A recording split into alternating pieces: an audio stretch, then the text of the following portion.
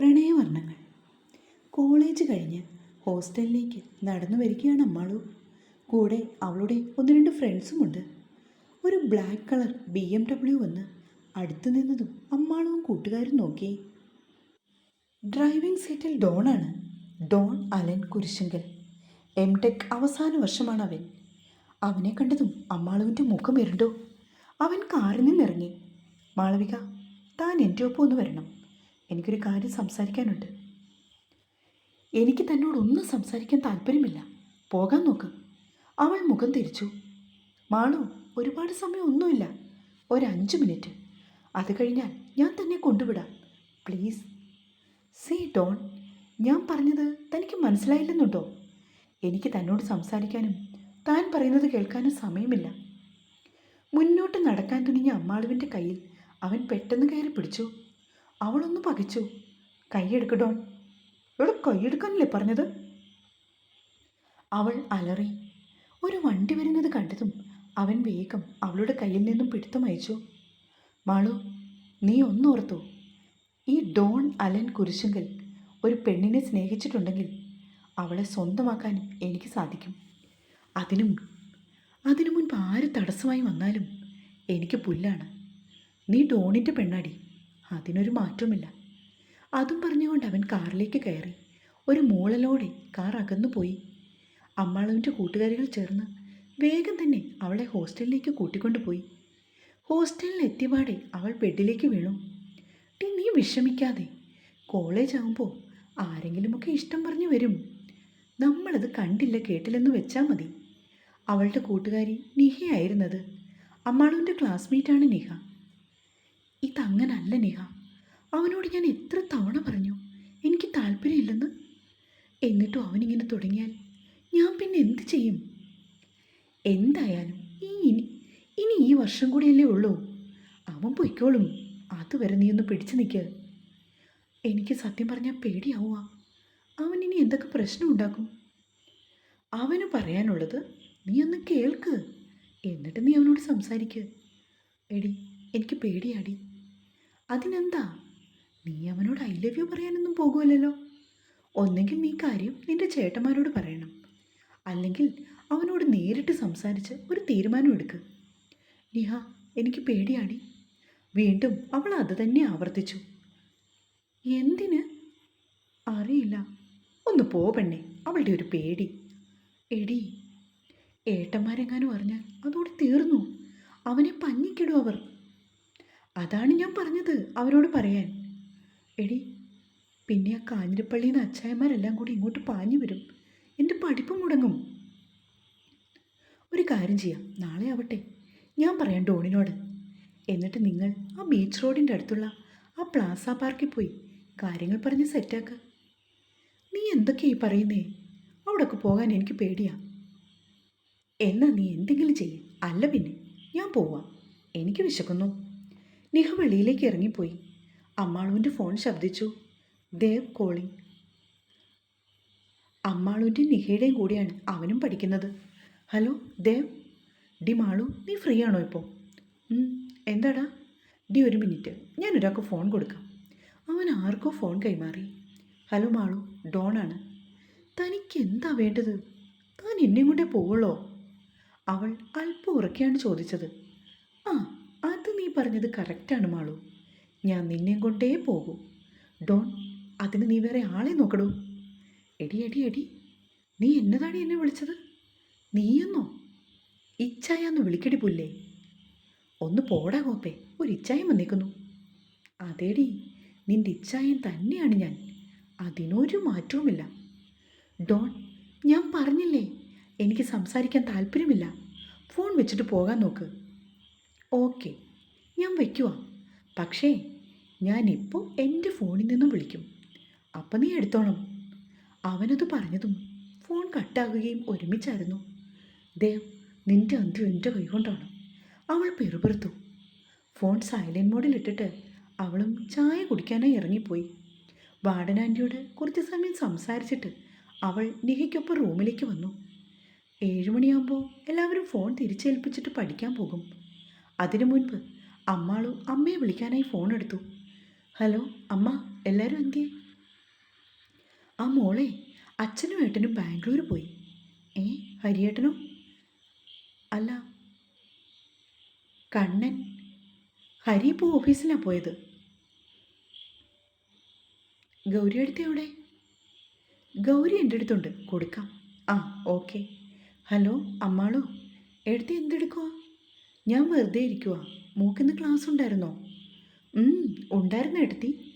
സംസാരിച്ചുകൊണ്ടിരുന്നപ്പോൾ ഡോണിൻ്റെ നമ്പറിൽ നിന്നാകണം അവൾക്ക് കോൾ വന്നുകൊണ്ടേയിരുന്നു. ഗൗരിയോട് സംസാരിച്ചിട്ട് അമ്മാളോ ഫോൺ വേഗം കട്ട് ചെയ്തു. അപ്പോഴും ഡോണിൻ്റെ കോൾ വന്നുകൊണ്ടേയിരുന്നു. ആരടി, കുറച്ച് സമയമായല്ലോ? നിഹ ചോദിച്ചു. അമ്മാളോ അപ്പോൾ ഉണ്ടായ കാര്യങ്ങളൊക്കെ പറഞ്ഞു. ആ, ഓക്കെ ഓക്കെ, നീ അതിങ്ങതാ, ഞാൻ പറയാം. നിഹ ഫോൺ എടുത്ത് കാതോട് ചേർത്തു. Hello Malu, I love you. അയ്യോ, ഞാൻ മാളുവല്ല, അവളുടെ ഫ്രണ്ടാ. ഓക്കെ, ഞാൻ പറഞ്ഞത് തിരിച്ചെടുത്തിരിക്കുന്നു. എടോ, താൻ ആ ഫോൺ അവൾക്കൊന്ന് കൊടുക്ക്. അതേ, അവൾക്കൊന്നും സംസാരിക്കാനില്ലെന്ന്. ഓക്കെ, പക്ഷെ എനിക്ക് സംസാരിക്കണം, അല്ലെങ്കിൽ ഞാനിപ്പോൾ ഹോസ്റ്റലിലേക്ക് വരും. ഏ, അത് വേണ്ട, ഞാൻ അവൾക്ക് കൊടുക്കാം. നിഹയാണെങ്കിൽ ഇതൊരു നടക്ക് പോകില്ലെന്ന് പറഞ്ഞ് അവൾക്ക് ഫോൺ കൊടുത്തു. ഹലോ മാളു. എന്താണ്? എനിക്ക് നാളെ തന്നെ ഒന്ന് കാണണം. നാളെ എനിക്ക് ക്ലാസ് ഉണ്ട്. എനിക്കും ഉണ്ടടോ. ഒരു കാര്യം ചെയ്യാം, ലഞ്ച് ബ്രേക്ക് ടൈമിൽ താൻ ലൂർദ് മാതാവിൻ്റെ ചർച്ചിലൊന്ന് വരണം. ഒരുപാട് സമയമൊന്നും വേണ്ട, പെട്ടെന്ന് വിടാം. അതും പറഞ്ഞുകൊണ്ട് അവൻ ഫോൺ കട്ട് ചെയ്തു. ആഹാ, അടിപൊളി. അവിടെ ആകുമ്പോൾ നീ പേടിക്കണ്ട, അവനെ ആക്രമിക്കത്തൊന്നുമില്ല. മാതാവിനെ സാക്ഷി നിർത്തി നീ അവനോട് കാര്യങ്ങൾ തുറന്നു പറ, എന്നിട്ട് തിരിച്ചു പോരെ. അവനോടെല്ലാം തുറന്നു പറയാമെന്ന് അവളും തീരുമാനിച്ചു. എടി, എന്നാൽ നീ എൻ്റെ ഒപ്പം വരാമോ? എനിക്ക് ഒറ്റയ്ക്കൊരു പേടി. അതിനെന്താ, ഞാനും വരാടി, നോ പ്രോബ്ലം, നിഹ അവളോട് പറഞ്ഞു. അമ്മാളുവിന് അപ്പോഴാശ്വാസമായി. പെട്ടെന്ന് വരാമെന്ന് പറഞ്ഞു പോയ ഹരി വന്നപ്പോൾ രാത്രി 9 മണിയായി. ഏതൊക്കെയോ ക്ലയൻസിനെയൊക്കെ കാണാമായിരുന്നു അവന്. എല്ലാവരും ടി വിയുടെ മുൻപിലാണ്.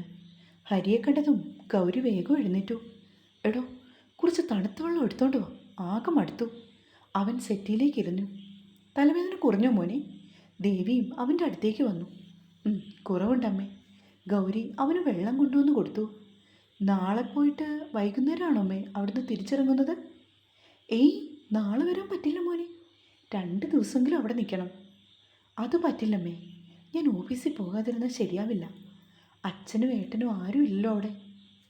അങ്ങനെ പറഞ്ഞാൽ എങ്ങനെയാ മോനെ? വിവാഹം കഴിഞ്ഞ് ആദ്യമായിട്ടല്ലേ അവിടെ? മുത്തശ്ശിയും ദേവിയുടെ ഒപ്പം ചേർന്നു. അമ്മേ, നാളെ വൈകിട്ട് ഞങ്ങൾ മടങ്ങി വന്നോളാം. ഹരിക്ക് സമയമില്ലെങ്കിൽ സാരമില്ല. അതല്ല മോളെ, എല്ലാത്തിനും ഓരോ നാട്ടുനടപ്പുണ്ട്. ഞാനൊരു സൊല്യൂഷൻ കണ്ടുപിടിച്ചമ്മേ.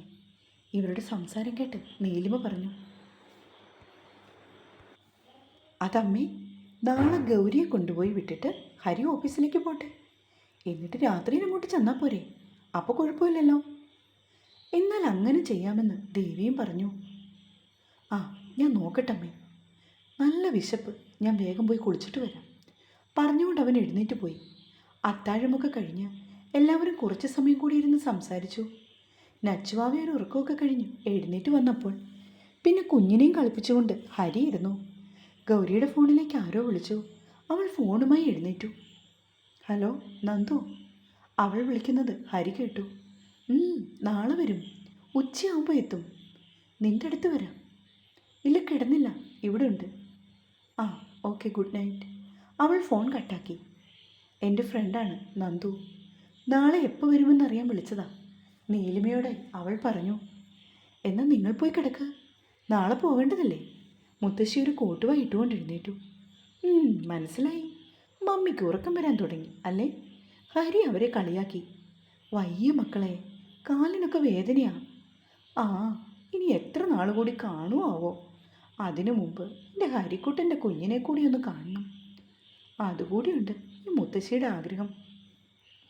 അവർ ഗൗരിയെ നോക്കിക്കൊണ്ടാണ് അത് പറഞ്ഞത്. അവൾ മുഖം കുനിച്ചു നിന്നു. ഓ, അപ്പോഴേക്കും ഗൗരിക്ക് നാണം വന്നു. നോക്കിക്കേ മുത്തശ്ശി, നീലിമ അവളെ കളിയാക്കി. ഓക്കെ മുത്തശ്ശി, ഗുഡ് നൈറ്റ്. മുത്തശ്ശിക്ക് ഉമ്മയും കൊടുത്തിട്ട് അവൻ മുകളിലേക്ക് കയറി. ചെല്ലു ഗൗരി, മുത്തശ്ശി പറഞ്ഞ കാര്യം മറക്കണ്ട കേട്ടോ, നീലിമ പതുക്കെ അവളുടെ കാതിൽ പറഞ്ഞു. മുത്തശ്ശിയുടെ ആഗ്രഹം നടക്കണമെങ്കിൽ ഞാൻ വേറെ പെണ്ണിനെ ഉടനെ കെട്ടേണ്ടി വരും. ഗൗരി റൂമിലേക്ക് വന്നപ്പോൾ ഹരി പറയുന്നത് അവൾ കേട്ടു. താൻ വേഗം അന്വേഷണം നടത്ത്, വെറുതെ ആ പാവത്തിനെ വിഷമിപ്പിക്കണ്ട. അവൾ തിരിച്ചും പറഞ്ഞു. ഡി, വെറുതെ വാശി പിടിപ്പിക്കണ്ട, കയറിക്കിടന്ന് ഉറങ്ങാൻ നോക്ക്. എന്നിട്ട് നിന്നെ തൊട്ടെന്നും പിടിച്ചെന്നും പറഞ്ഞ് എൻ്റെ നേരെ കലികേറി വന്നേക്കരുത്. നിങ്ങൾ നിങ്ങളുടെ കാര്യം നോക്കി നിന്നാൽ മതി, ഞാനൊരു പ്രശ്നം ഉണ്ടാക്കില്ല. എങ്കിൽ നിനക്ക് നല്ലത്. അവൻ ലൈറ്റ് ഓഫ് ചെയ്തു. രണ്ടാളും ആ വലിയ കട്ടിലിൻ്റെ ഇരുവശങ്ങളിലുമായി കിടന്നു. ഒരിക്കലും അടുക്കുകയില്ലെന്ന് അറിഞ്ഞുകൊണ്ട് തന്നെ. അടുത്ത ദിവസം കാലത്തെ തന്നെ ഗൗരി ഉണർന്നു. വീട്ടിലേക്ക് പോകുന്നത് കൊണ്ട് അവൾക്കാകെ ഒരു സന്തോഷം. കുളി കഴിഞ്ഞ് പതിപോലെ പൂജാമുറിയിലേക്കാണ് അവൾ ആദ്യം ചെന്നത്. അന്ന് പക്ഷേ അമ്മ ഉണർന്നിരുന്നില്ല. കാരണം വിളക്ക് കൊളുത്തിയിട്ടില്ല. അമ്മ അങ്ങനെ വൈകുന്നതല്ലല്ലോ എന്ന് അവൾ ഓർത്തു. ദേവിയുടെ റൂമിൻ്റെ വാതിൽക്ക് ചെന്നു ഗൗരി. അമ്മേ, അമ്മേ, അവൾ വിളിച്ചു. ആ മോളെ. ദേവി വിളി കേട്ടു. അവർ വന്ന് വാതിൽ തുറന്നു. ഇന്നലെ ഉറക്കം വന്നില്ല മോളെ, ഒരുപാട് താമസിച്ചുറങ്ങിയപ്പോൾ. അഴിഞ്ഞ മുടി കെട്ടിവെച്ചുകൊണ്ട് അവർ പറഞ്ഞു. അമ്മയെ കാണാഞ്ഞപ്പോൾ ഞാൻ കരുതി എന്തെങ്കിലും ക്ഷീണോ മറ്റോ ആണോന്ന്. ഏയ് ഇല്ല മോളെ, ഒരു കാര്യം ചെയ്യും, മോള് പോയി വിളക്ക് കൊളുത്ത്, അമ്മ അപ്പോഴേക്കും കുളിച്ചു വരാം. അത് വേണോ അമ്മേ? അമ്മ കത്തിച്ചാൽ പോരെ? അതിനെന്താ കുട്ടി, എൻ്റെ കാലം കഴിഞ്ഞാൽ ഇതൊക്കെ ചെയ്യേണ്ടത് എൻ്റെ മോളല്ലേ. നീയാണ് ഇവിടുത്തെ മഹാലക്ഷ്മി. അതും പറഞ്ഞുകൊണ്ട് അവർ അവളുടെ കവളി തലോടി. ഗൗരി പൂജാമുറിയിലേക്ക് ചെന്നു. വിളക്ക് കൊളുത്തി. ഓം ഗം ഗണപതേ നമ. ശിവം ശിവകരം ശാന്തം ശിവാത്മാനം ശിവോത്തമം ശിവമാർഗ പ്രണേതാരം പ്രണതോസ്മി സദാശിവം. അവൾ കണ്ണുകൾ അടച്ചു നിന്ന് പ്രാർത്ഥിച്ചു. നെറുകയിൽ ഒരു തണുപ്പ് പടർന്നതും അവൾ കണ്ണു തുറന്നു. ഹരിയായിരുന്നു അത്. സിന്ദൂരം തൊടാതെ ഇറങ്ങി വരരുത്, മുത്തശ്ശിക്കത് ഇഷ്ടാകില്ല, അവൻ പതിയെ പറഞ്ഞു. അവൾ മറുപടിയൊന്നും പറഞ്ഞില്ല. ഇന്ന് വേഗത്തിൽ കുളി കഴിഞ്ഞ് ഇറങ്ങിപ്പോന്നിരുന്നു, അതുകൊണ്ടാണ് വിട്ടുപോയത്. ആ, മോനും ഉണർന്നോ? ദേവി അപ്പോഴേക്കും കുളിയൊക്കെ കഴിഞ്ഞ് ഇറങ്ങി വന്നു. ഹരി പത്രമെടുക്കുവാനായി സിറ്റൗട്ടിലേക്ക് പോയി. ഗൗരി അടുക്കളയിലേക്ക് ചെന്ന് ചായ എടുത്തു. എന്നിട്ട് ഹരിക്കുള്ളത് ഒരു ഗ്ലാസ്സിൽ അവന് കൊണ്ടുപോയി കൊടുത്തു. ഗൗരി, എനിക്ക് ഒന്ന് ഓഫീസിൽ പോകണം, ഞാൻ തിരിച്ചു വരുമ്പോഴേക്കും താൻ റെഡിയായി നിൽക്ക്. അവളൊന്ന് മൂളി. അവൻ ചായ ചുണ്ടോട് ചേർത്തുകൊണ്ട് പേപ്പർ വായന തുടർന്നു. തുടരും.